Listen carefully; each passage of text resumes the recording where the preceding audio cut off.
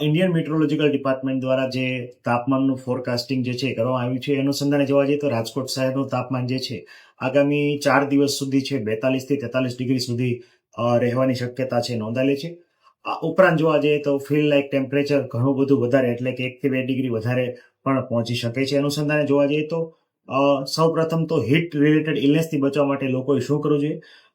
સૌ પ્રથમ બની શકે તો બપોરના પીક અવર્સ દરમિયાન એટલે કે 12 થી 4 સમય દરમિયાન બિનજરૂરી છે બહાર જવાનું ટાળવું જોઈએ. ખાસ કરીને સગર્ભા ધાત્રી બહેનો ઉપરાંત ખાસ કરીને વયોવૃદ્ધ લોકો, સિનિયર સિટીઝન અને જે ઉંમરના નાના બાળકો જે છે અને હાલ વેકેશનની પણ સિઝન ચાલી રહી છે તો એમણે ખાસ જે છે તકેદારી રાખવાની છે. જરૂરી કામ અર્થે જો બહાર જવાનું થાય તો બની શકે તો તમારા શરીરની અંદર હાઇડ્રેશન ઉપરાંત જે છે ઇલેક્ટ્રોલાઇટ એટલે કે ખાસ કરીને સાંદ્રતા ધરાવતા દ્રવ્યો જે છે એમાં પણ લીંબુ પાણી, સાદું પાણી ઉપરાંત લેમન, ખાસ કરીને જોવા જઈએ તો કુદરતી રીતે બનેલા જ્યુસનું સેવન કર્યા પછી બહાર જવું જોઈએ.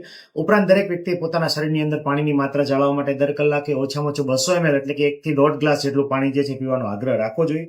આ ઉપરાંત ખાસ કરીને વ્યક્તિએ અતિશય ઠંડાથી અતિશય ગરમ વાતાવરણમાં અને અતિશય ગરમથી અતિશય ઠંડા વાતાવરણમાં જવા નો આગ્રહ જે છે રાખવો જોઈએ નહીં. આ ઉપરાંત અત્યારે વજનમાં હળવા અને આછા રંગના વસ્ત્રો જે છે પરિધાન કરવા જોઈએ.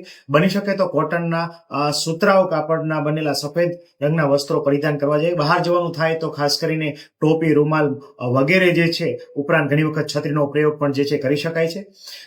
જો બહાર જવાનું થાય અને બહારથી કોઈ ઠંડા દ્રવ્ય પીવાની ઈચ્છા થાય તો અતિશય ઠંડા અને અતિશય ગળ્યા એવા કોલ્ડ ડ્રિંક્સ પીવાના બદલે કુદરતી રીતે બનાવેલા કોલ્ડ ડ્રિંક્સ, ખાસ કરીને છાશ છે ઉપરાંત જે છે લસ્સી છે ઉપરાંત કુદરતી રીતે બનેલા જ્યુસનું સેવન કરવું ખૂબ હિતાવહ અને હિતકારક છે. આ ઉપરાંત ખાસ કરીને લોકોને અત્યારે એ પણ એક અપીલ કરવા માંગુ છું કે ભરપેટ જમવાની બદલે હાલ જે છે કટકે અને ભરપેટ ન જમાય એ રીતે જમવું જોઈએ. અને કેલરીમાં વધારે એટલે કે વધારે પડતું શુગર અને વધારે પડતો પ્રોટીન યુક્ત ખોરાક કે વધારે પડતી ચરબી યુક્ત ખોરાક ન આરોગતા સમપ્રમાણ જે છે ખોરાક જે છે આરોગવો જોઈએ. હાલ જે છે 108 ના માધ્યમથી બપોરના સમયે હીટ રિલેટેડ ઇલનેસ એટલે કે ઘણી વખત ચક્કર આવવા, માથાનો દુખાવો એવા કેસીસ જે છે એ નોંધાતા હોય છે ને પીડીસીએલ હોસ્પિટલ ખાતે જે છે દર્દી પહોંચતા હોય છે, પરંતુ કોઈ જીવલેણ કોઈ પણ કેસ જે છે અત્યાર સુધી સામે આવેલ નથી.